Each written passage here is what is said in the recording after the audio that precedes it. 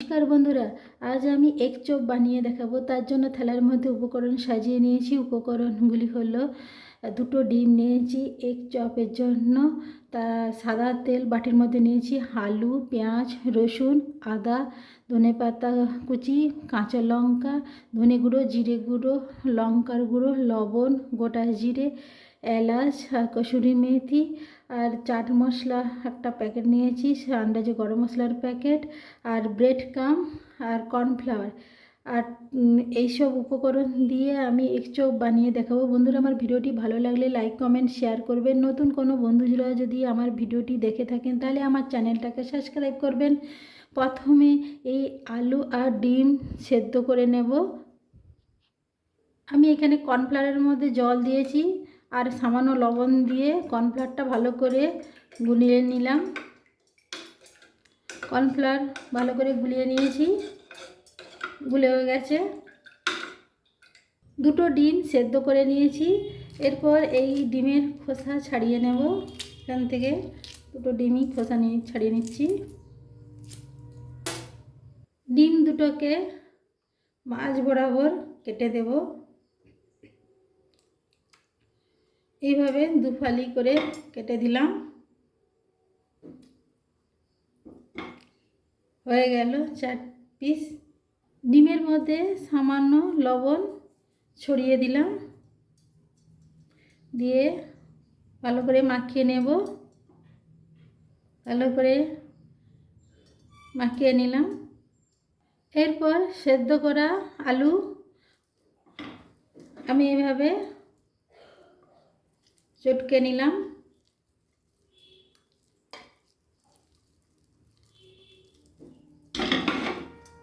এরপর গ্যাসে একটা কড়া বসিয়ে দিয়েছি। কড়ার মধ্যে তেল দিয়ে দেবো।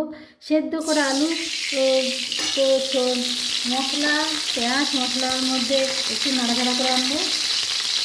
প্রথমে গোটা জিরে ফোড়ন দিয়ে দিলাম। এরপর পেঁয়াজ কুচি দিয়ে দেব। এরপর কাঁচা লঙ্কা কুচি দিয়ে দিলাম। আদা বাটা 1 চামচ দিয়ে দিলাম, নাড়াচাড়া করে নেব। তারপর রসুন বাটা 1 চামচ দিয়ে দিলাম, নাড়াচাড়া করে নিলাম। সামান্য এখানে থালার মধ্যে লঙ্কার গুঁড়ো আছে, লঙ্কার গুঁড়ো দিয়ে দিলাম। তারপর এখানে ধনের গুঁড়ো 1/2 চামচেরও কম আছে দিয়ে দিলাম। জিরে গুঁড়ো 1/2 চামচেরও কম দিয়ে দিলাম। তেলের মধ্যে নাড়াচাড়া করে নেব। লবণ দিয়ে দিলাম 1/2 চামচ মতন দিয়ে দিলাম। এরপর টমেটো কুচি দিয়ে দেবো, নাড়াচাড়া করে নিলাম। মশলা ভালোভাবে কষে এসেছে। এরপর সেদ্ধ করা আলু বাটির মধ্যে রেখেছি, ভালো করে মেখে দিয়েছি। এরপর আলু দিয়ে দিলাম, কড়াইতে নাড়াচাড়া করে নেব। এই আলুর মধ্যে দিয়ে দিলাম অল্প করে কসুরি মেথি, অল্প করে ধনেপাতা কুচি, 1/2 চামচেরও কম চাট মশলা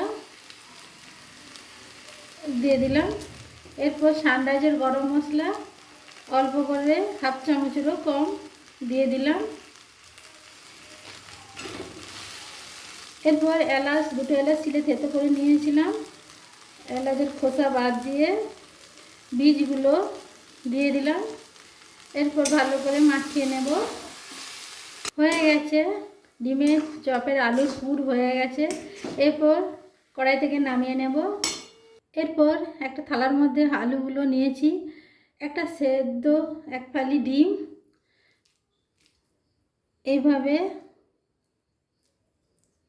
ভালো করে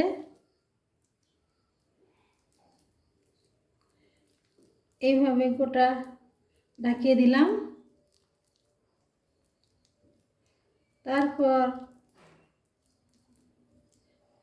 একবার ব্রেড ক্রামে দিয়ে দিলাম।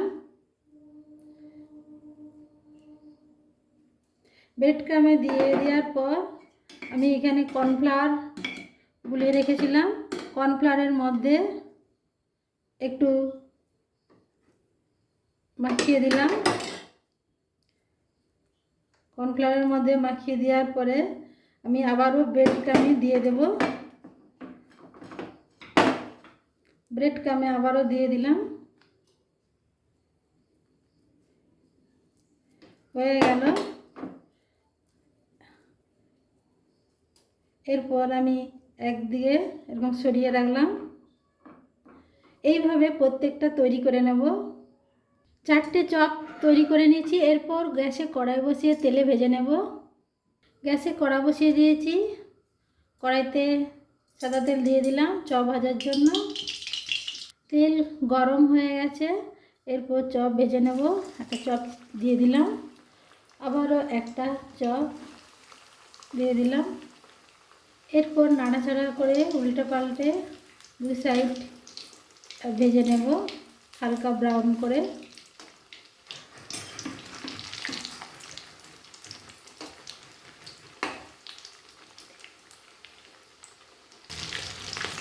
ব্রাউন করে ভেজে নিয়েছি।